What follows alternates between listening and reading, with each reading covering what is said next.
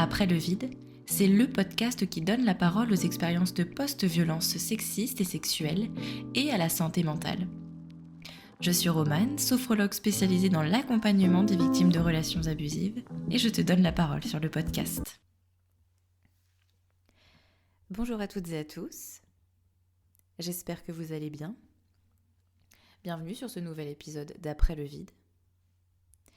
Alors aujourd'hui, on va parler des violences obstétricales et gynécologiques, de la définition pure et dure, en passant par des exemples concrets, dans le sens où je vais vous raconter celles que j'ai subies et celles que vous m'avez envoyées aussi en message privé, parce que j'ai lancé un appel à témoignage il y a de ça quelques semaines, et qui est toujours ouvert d'ailleurs, si vous avez envie de témoigner à votre tour. Alors les violences obstétricales et gynécologiques sont un ensemble de gestes, de paroles et d'actes médicaux qui vont toucher à l'intégrité mentale et physique des victimes. Donc ça peut être des remarques sur le poids, des touchés non consentis, des touchés brusques et douloureux. C'est aussi se retrouver nu complètement quand il n'y a pas forcément besoin, quand il n'y a pas lieu, finalement, d'être complètement nu pour l'examen. C'est aussi imposer des actes médicaux, subir des allusions sexuelles, des propos dégradants, infantilisants, et je suis sûre que j'en oublie encore pas mal. On en parle de plus en plus, certes, mais j'ai pas l'impression qu'il y ait grand chose qui change encore, malheureusement. Alors, moi, les premières violences gynécologiques que j'ai subies, c'était, je crois, en 2015-2016, fin 2015, début 2016, je sais plus exactement, parce que j'ai un parcours médical assez conséquent pendant cette période. Je crois que j'en avais déjà parlé dans l'épisode où je raconte ce qui m'est arrivé. C'est que lorsque j'étais encore avec mon agresseur qui me violait, j'ai développé des troubles, je pense, psychosomatiques, dans le sens où en fait, j'avais des grosses brûlures gynécologiques très douloureuses qui m'empêchaient de vivre, clairement. Je vous laisse imaginer pendant les rapports non consentis, enfin une horreur. Et donc j'avais décidé d'aller consulter une gynécologue, mais à l'époque je mets encore pas le terme viol, je suis encore avec mon agresseur et je sais pas ce qui se passe, juste je pense que j'ai un problème, sécheresse, vaginisme, que sais-je, enfin voilà. Donc j'y vais un jour, je lui explique mes symptômes, et bon, elle prend à peine le temps de m'examiner, déjà sans me prévenir qu'elle va toucher, quoi, Elle ne me prévient pas, et au final, ce qui ressort de cet examen, c'est que tout est dans ma tête, qu'il suffit que je boive un petit peu plus d'eau et que tout finira par passer. Elle me demande pas si je subis des violences, si j'ai été agressée ou quoi, rien du tout. Donc je repars avec une petite boîte de probiotiques, je crois en plus à l'époque, pour ma flore vaginale, et c'est tout. Donc je prends mes petits cachets tous les jours, mes petits probiotiques, voilà, pendant, je crois que c'était 1 mois le traitement, en me disant que ça allait certainement faire effet et que voilà, après j'allais être tranquille. Donc, spoiler alerte, pas du tout. Le seul moment où j'ai été tranquille, c'est quand je me suis séparée de mon ex. Mais entre-temps, j'avais quand même toujours ces douleurs et j'ai dû faire énormément de frottis. Beaucoup d'examens gynécologiques qui n'étaient pas forcément faits par des gynécologues d'ailleurs. Mais un qui m'a marqué, c'était au laboratoire d'analyse, en fait. J'avais dû aller dans ce labo pour faire un frottis. Je sais plus pourquoi, mais bref. Et donc le type qui me l'a fait, il m'a pas expliqué, en fait. C'était la première fois que je faisais un frottis à l'époque. Et il m'a pas du tout expliqué. Et ça peut être assez douloureux parce que déjà, forcément, on contracte. Enfin, c'est pas naturel, en fait. Moi, j'étais déjà stressée. Puis avec tout ce que je vivais, j'avais la contraction qui était présente directement, en fait. Donc, il m'explique pas. Il me demande pas mon consentement. Il insère tout et alors il va gratter, mais d'une façon où, c'est-à-dire que moi j'ai déjà des brûlures à l'époque, mais alors après le frottis, Je me rappelle être rentrée chez moi, mais je pleurais, j'avais trop mal. Je crois que ça... je crois que ça a duré vraiment toute la journée. Je l'avais fait le matin et le soir, j'avais encore tout aussi mal. Euh, Vraiment, c'était traumatisant. Et, et la douleur, quoi, je m'en rappelle toujours. J'avais le corps tétanisé. Et je suis sortie de là-dedans et je me suis dit, mais qu'est-ce qui vient de se passer et pourquoi j'ai si mal et pourquoi on m'explique rien en fait. Voilà. Et sinon, oula, ça fait remonter des trucs pas cool. Euh, Après, je suis allée voir un autre gynécologue, mais alors là, asseyez-vous, si vous n'êtes pas déjà assise, assis. Euh, alors ça, c'était le deuxième gynécologue que je voyais, euh, que j'ai vu pendant que j'étais encore avec mon agresseur.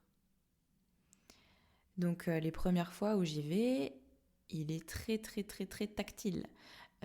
Il appelle les patientes ma chérie. J'ai des copines qui avaient déjà été le voir et qui m'avaient prévenu. Il dit ma princesse et tout. Donc c'est tout. Je me dis bon bah peut-être qu'il fait ça pour je sais pas moi pour être accueillant, pour qu'on puisse faire confiance. Je sais pas. Bref. Donc j'y vais, je lui explique. Euh, et là lui il me demande carrément de me mettre complètement nue. Et il me laisse nue pendant je sais pas combien de temps sur la table.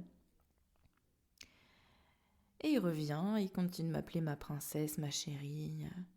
Il me pose des questions sur ma vie sexuelle, sur mes rapports.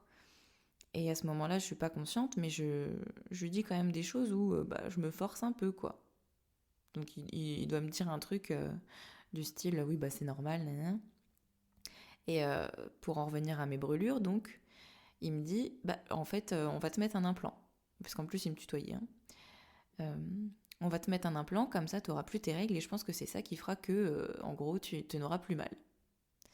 Donc je lui dis que je suis pas super fan parce que j'ai pas forcément envie d'avoir un implant, des hormones, etc. J'avais déjà essayé de prendre plusieurs fois la pilule, mais il n'y en a aucune qui me convenait et qui me créait de toute façon que des douleurs. Donc j'étais toujours que avec le préservatif comme contraception et, euh, et ça m'allait très bien en fait. Sauf que je n'ai pas eu le choix, j'ai dû mettre un implant à cause de cette personne. Et en fait, ça a été l'enfer pendant 9 mois parce que j'ai eu mes règles pendant 9 mois. Euh, il m'a pas du tout écouté quand j'ai rappelé plusieurs fois pour dire que j'avais un problème et que je voulais qu'on le retire. Je l'ai même vu entre-temps. Et pour lui, non, il n'y avait pas de problème, il fallait que mon corps s'adapte. Ok. Sauf que déjà à l'époque, donc, je vous rappelle, hein, encore une fois, j'ai les brûlures qui ne s'arrêtent pas du tout. J'ai donc mes règles pendant 9 mois. Et en plus, ça joue complètement sur mes humeurs, dans le sens où je suis beaucoup plus déprimée que d'ordinaire, que ce que je pouvais déjà être à l'époque. Entre-temps, je me sépare de mon ex. Mes douleurs sont peut-être un peu moins là, mais elles sont quand même encore là, dans le sens où dès que je dois me forcer, dès que je suis contrainte de faire quelque chose contre ma volonté, hop, mes douleurs reviennent. C'est clair et net, je ne peux rien faire. Si c'est quelque chose où je dois me forcer. Pas forcément dans ma vie sexuelle, hein, mais tout. Si j'ai pas envie de faire un truc, je peux pas le faire en fait. Et donc je vais le revoir pour déjà qu'il m'enlève l'implant. Il m'enlève l'implant et il m'ausculte. Et là, il me dit, mais t'es déchiré de l'intérieur. Et on doit être 6 mois après la rupture, donc j'ai plus de rapport, je suis toute seule pendant 6 mois, enfin je ne veux même pas qu'un homme m'approche, hein. Je suis pas du tout dans l'optique de me remettre avec quelqu'un. Et donc là, le type, il me dit, ouais, t'es complètement brûlée de l'intérieur. Et là, je fonds en larmes, je lui dis tout d'un coup. Je lui explique que j'ai été violée, que pendant quasiment 1 an, j'ai eu que des rapports non consentis, que ces douleurs, je pense qu'elles venaient de là, parce qu'à partir du moment où je n'étais plus avec cette personne, et ben ça s'est un petit peu estompé, sans disparaître complètement du jour au lendemain, mais elle commençait à s'estomper. Et là, il me dit que 6 mois après, je suis toujours brûlée de l'intérieur. Et il commence à avoir des mots réconfortants en fait, et je me dis ah bah ça y est, j'ai trouvé quelqu'un qui me croit, Et c'est ça qui est le plus terrible là-dedans, c'est que je me dis j'ai trouvé quelqu'un qui me croit, qui peut peut-être m'aider, qui peut peut-être faire quelque chose pour moi, etc. Et en fait, il va profiter de ce moment où je suis des plus vulnérables, où je suis en pleurs, oh là, pour m'agresser en fait. Et il va se mettre à me caresser et à me demander si je ressens toujours du plaisir en fait, s'il n'y a pas quelque chose qui s'est cassé, qui fait que je ne ressentirai, enfin que je peux plus ressentir de plaisir. Désolée, Et ça va durer, je sais pas combien de temps, certainement pas très longtemps, mais ça a été, pour moi, je l'ai ressenti comme un truc hyper long.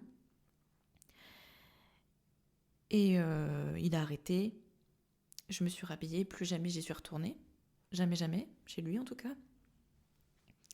Et j'ai appris il y a 2 ans qu'il était mis en examen, ou que je crois qu'il y avait 5 femmes qui avaient porté plainte contre lui pour viol et agression sexuelle. Et là, vraiment, ça m'a fait un... Sur le moment, je réalise pas que ce qu'il fait, c'est une agression sexuelle et qu'il a pas le droit de me faire ça.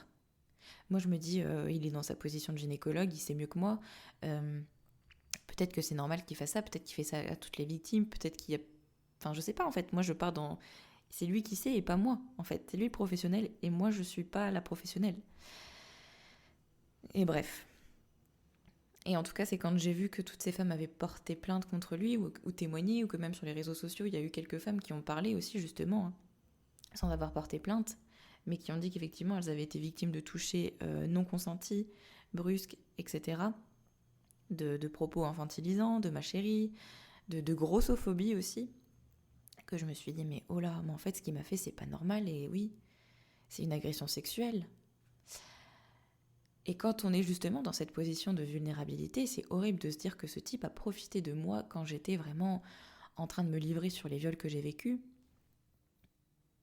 et qu'il en a remis une couche en fait.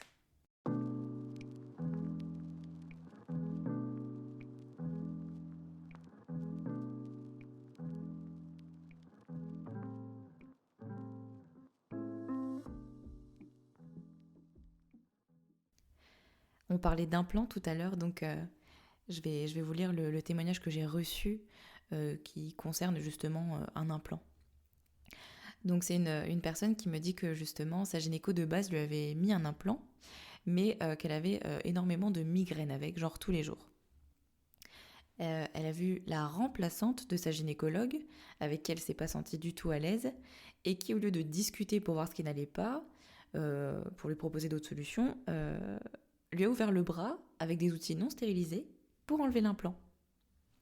Déjà jusqu'ici, rien ne va, mais qu'en plus de ça, elle a remis cette personne sous pilule. Comme ça, certes, elle avait plus de migraine, mais par contre, elle était à risque de faire une rupture d'anévrisme parce que sa mère avait fait justement 2 AIT auparavant. Donc encore là, rien ne va. Comment tu peux mettre quelqu'un sous pilule sans poser la question des antécédents ? Enfin, en sachant que c'était quand même dans son dossier, enfin évidemment quoi. Et sa nouvelle gynéco cette année lui a dit qu'elle aurait jamais dû être sous pilule en fait.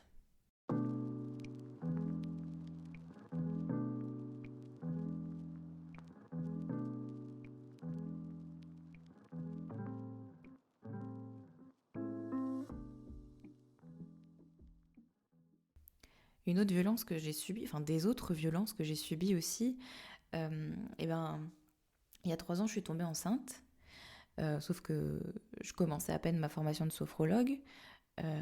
J'étais avec un mec, mais c'était pas du tout sérieux, enfin c'était pas voué à durer en fait, tout simplement, et c'était vraiment un accident. Voilà. Donc quand j'ai su que j'étais enceinte, j'ai pas cherché à comprendre, il fallait que j'avorte. Même si mon plus grand rêve à l'heure actuelle, c'est, et que ça a toujours été, c'est d'avoir un bébé,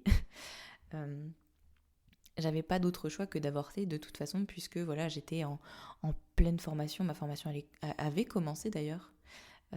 Ouais, ma formation avait commencé.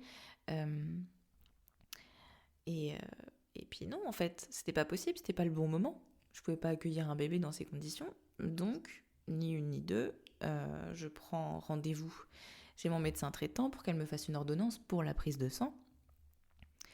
Alors, ma médecin a été très bien, elle m'a pas culpabilisée, justement, au contraire. Mais ce qui m'avait déjà un petit peu choquée, c'est qu'elle m'a dit fais attention parce que il y a de moins en moins de personnes qui acceptent de pratiquer une IVG. Et j'étais là en mode ok, super. Donc c'est tout. Je fais ma prise de sang. Il s'avère que je suis enceinte de quand même un bon mois et demi. J'avais pas eu de symptômes, j'avais encore mes règles, mais ça aura son importance pour la suite. Je prends rendez-vous avec une sage-femme qui m'avait été recommandée par quelqu'un que je connais. Et on m'avait dit qu'elle était très bien, pas culpabilisante, etc. Donc je m'étais dit, bon, super. Le jour du rendez-vous arrive. On est en plein Covid en plus, hein, on est en 2021. Donc on n'a pas le droit d'y aller avec quelqu'un. Je suis toute seule, hein, vraiment, du début à la fin, je suis toute seule. Donc j'explique à cette sage-femme que je suis enceinte et que je ne souhaite pas garder ce bébé pour toutes les raisons que je viens de vous dire. Elle commence à me faire la morale, évidemment, à base de fallait prendre la pilule, pourquoi vous prenez pas la pilule, vous pouvez vous en prendre qu'à vous prenez pas la pilule. Oui madame, j'ai compris, d'accord, ok, si tu veux. Et puis elle me demande d'aller me déshabiller pour faire l'échographie, etc. J'y vais. Pas de consentement, elle ne me dit rien, je crois, hein, de mémoire. Elle me met la sonde directe. Et là, elle me dit fallait vous vider la vessie. Hein. Donc c'est tout, je repars, je dois aller aux toilettes, je me force à uriner. Parce que visiblement j'ai la vessie pleine, mais je n'ai pas envie. Le stress doit me couper, en fait, l'envie, je pense. Enfin bref. Je reviens m'installer, elle soupire et elle recommence, elle me remet la sonde, toujours pareil, hein, sans me dire ce qu'elle va faire, sans me demander si c'est ok ou pas. Et là, elle me regarde et elle me dit « Mais vous n'êtes pas enceinte ?» Donc je lui dis que si, quand même, je suis enceinte, hein, j'avais les bêta-HCG au max. Enfin voilà, j'étais bien enceinte quand même. Elle me dit « Bah non, je vois rien dans votre utérus. » Donc là, je me dis, waouh, en fait, qu'est-ce que j'ai si mes résultats me disent que je suis enceinte et qu'au final, il n'y a rien dans mon utérus? Elle commence à s'énerver, elle me dit de me rhabiller et elle part chercher une autre gynécologue, enfin une gynécologue, parce qu'elle était sage-femme. Et là, elle me laisse, je crois, franchement, une bonne trentaine de minutes peut-être, entre 20 et 30 minutes toute seule, sans rien, sans explication. Sauf que moi, j'étais quand même déjà un petit peu renseignée sur tout ce qui est problématique de grossesse, on va dire. Et là, je me dis, putain, s'il n'est pas dans l'utérus, c'est qu'il est à l'extérieur et que donc c'est une grossesse extra-utérine. Elle m'évoque rien, elle me dit rien, mais j'envoie un message à ma mère et je lui dis, oula, je crois que c'est une grossesse extra-utérine. Elle revient donc entre 20 et 30 minutes plus tard. Moi, je suis au max du stress. Et en plus, oui, tiens, d'ailleurs, j'ai oublié de préciser, mais elle m'avait bien collé l'écran devant la tête. Hein. C'est-à-dire que je crois que je lui avais dit que je voulais pas voir, mais elle me l'a collé quand même bien comme il fallait pour que je puisse bien voir. Dommage, puisqu'il n'y avait rien à voir. Donc elle revient 20 à 30 minutes après, avec une gynécologue qui est là, me dit donc, redéshabillez-vous, machin. Et elle lui dit, ah bah c'est... En fait, il est dans la trompe droite, effectivement. C'était bien une grossesse extra-utérine. Et la sage-femme lui dit, c'est encore difficile, dis donc. C'est pas un épisode très, très facile. Et là, la sage-femme, elle lui dit, de toute façon, c'est pas grave, elle en voulait pas. Donc là, en fait, je n'ai rien à répondre. Je suis complètement sidérée, tétanisée. Je me dis, mais comment on peut tenir des propos pareils devant quelqu'un? Je venais pas avorter de bon cœur, en fait. C'était pas un plaisir pour moi de venir avorter ce jour-là. Et c'était d'autant moins un plaisir que d'apprendre que je faisais une grossesse extra-utérine qui, je le rappelle, peut être mortelle quand même. Ma trompe aurait pu exploser si j'étais pas venue à temps. J'aurais pu mourir de cette grossesse extra-utérine. c'est pas du tout une partie de plaisir d'être les quatre fers en l'air sur sa table avec ces deux meufs au-dessus de moi qui sont en train de me culpabiliser à fond.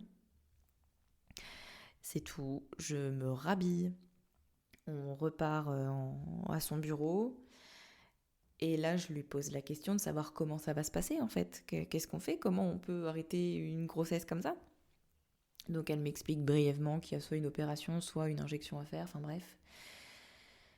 Et là, j'ai le stress qui remonte complètement et je lui dis est-ce que ça peut impacter mes prochaines grossesses? Parce que je lui dis, moi, mon rêve dans la vie, c'est d'avoir des enfants. Et est-ce que je vais en être capable? Est-ce que je vais toujours pouvoir avoir un enfant plus tard? Et là, elle me sort, mot pour mot. Alors vous, les femmes, vous êtes incroyables. Vous apprenez que vous êtes enceinte, c'est soi-disant votre plus grand rêve dans la vie. Et la première chose que vous faites quand vous l'apprenez, c'est de venir vous faire avorter. Donc là, je reste d'autant plus pantoise, je ne sais plus quoi dire. Je suis vraiment en mode mais pardon. Je dis plus rien. Parce que à ce moment-là, de toute façon, il y a trop de trucs dans ma tête qui se passent, je suis incapable de réagir. Et elle m'oriente vers un autre gynéco qui m'explique brièvement, encore une fois, ce qui peut se passer, les risques que j'encours. Voilà. Et il faut savoir qu'en tout, j'ai dû rester, je pense, 3 heures toute seule dans les couloirs en attendant donc d'avoir l'injection pour arrêter la grossesse, du méthotrexate pour être exact. Et allez, j'abrège cette petite anecdote, mais pour terminer, le pire de tout ça, c'est que le gynéco, en fait, il venait d'arriver dans le service, il connaissait rien du tout, il connaissait personne, il connaissait pas les locaux.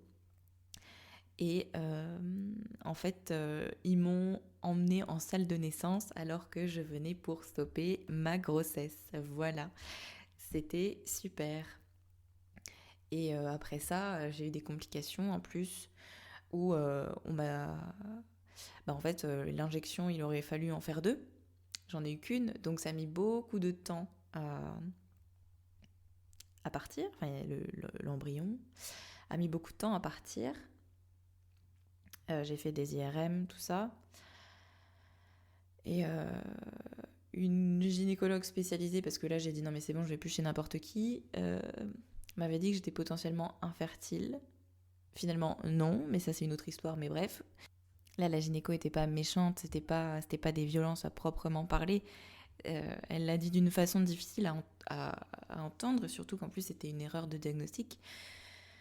Mais ça reste un moment traumatisant, certes, mais par rapport au reste, je l'ai moins mal vécu, on va dire. Et dernièrement, une de mes dernières expériences gynéco, je vais voir un autre gynéco que celle qui me suit normalement, parce que elle est loin de chez moi et que j'avais pas la possibilité de m'y rendre forcément tout de suite et il fallait que je refasse un frottis de contrôle. Donc je prends le mieux noté du coin où j'habite, j'y vais. Et déjà, il commence à me culpabiliser sur le fait que je ne prenne pas la pilule. Donc je lui dis que de toute façon, là, actuellement, c'est pas très grave que je prenne pas la pilule parce que si je tombe enceinte, ce sera pas un problème en fait. Il y a pas de souci. Mais il insiste toujours sur la pilule. Il me demande pas si j'ai des antécédents, si j'ai déjà été agressée, violée, ou si voilà si, il m'a juste demandé si j'avais déjà été enceinte. Donc oui, grossesse extra-utérine, donc il a fallu que je lui réexplique brièvement, parce que j'avais pas envie de m'attarder là-dessus. Et au final, il m'invite à aller sur sa table, qui n'avait pas d'étrier, d'ailleurs c'était très étrange. Et pareil, il me demande pas mon consentement. Je pense qu'on est au moins la 4e personne qui me demande pas mon consentement, là, hein, en termes de professionnel. Et il fait super mal pendant qu'il fait le frottis. Il me dit de me rhabiller. Et on discutait de je ne sais plus quoi. Enfin, il me reparlait encore de la pilule d'ailleurs, ouais. Et à la fin, il me tend alors une ordonnance pour des prises de sang, mais grandes comme mon bras, et un traitement, alors que je venais juste pour un frottis et que je n'avais pas de souci particulier. Et je le regarde, parce que j'allais vraiment partir en fait. Je le regarde et je lui dis mais pourquoi vous me donnez un traitement alors que je n'ai rien en fait? Et pourquoi vous m'en avez pas parlé si j'ai quelque chose en fait? Et il me dit non mais vous avez un col un petit peu rouge, c'est tout. Donc je suis restée, j'attendais qu'il m'explique un petit peu plus, et puis en fait il m'a clairement invitée à partir, et alors, encore une fois en fait je suis restée un peu choquée, sidérée, je sais pas comment dire, par rapport au fait qu'il m'explique rien, qu'il me file un traitement que je ne sais pas pourquoi, que j'ai une ordonnance, des prises de sang à faire pour aucune raison, je viens juste pour un frottis quoi. Encore une fois j'ai été laissée dans le flou total. Et d'ailleurs, ça m'a redéclenché des petites douleurs que je racontais au tout début de l'épisode. Parce que je pense que c'est encore un truc qui a été fait sous la contrainte, où j'ai été forcée et mon corps supporte pas, et du coup, il se rebelle et il me fait mal. J'avais enregistré une intro en concluant directement mon épisode, sauf que je réalise en réécoutant pour le monter qu'en fait, on peut jamais souffler. On n'a pas de répit, on peut être agressé partout, et que finalement j'ai pas eu beaucoup de répit durant ces 7 dernières années, dans le sens où il y a toujours des violences qui se sont ajoutées aux violences qui étaient déjà présentes. Et en fait on doit tout faire pour trouver des pros safe, des pros qui vont faire attention à nous. Parfois on doit faire des centaines de kilomètres même pour être bien suivi, ou pour être suivi tout court en fait. C'est quand même fou. Quand est-ce qu'on sera ménagé? Quand est-ce qu'on sera pris en compte? Quand est-ce qu'on va faire réellement attention à nous? Et avant de terminer, je voulais vous dire que les 2 prochains témoignages qui vont sortir sur le podcast seront des témoignages de violences gynécologiques. Voilà. Et si toi aussi tu veux raconter ton histoire, au micro du podcast, à l'écrit, peu importe, tu peux m'envoyer un message sur le compte Instagram d'Après le vide. À bientôt pour le prochain épisode.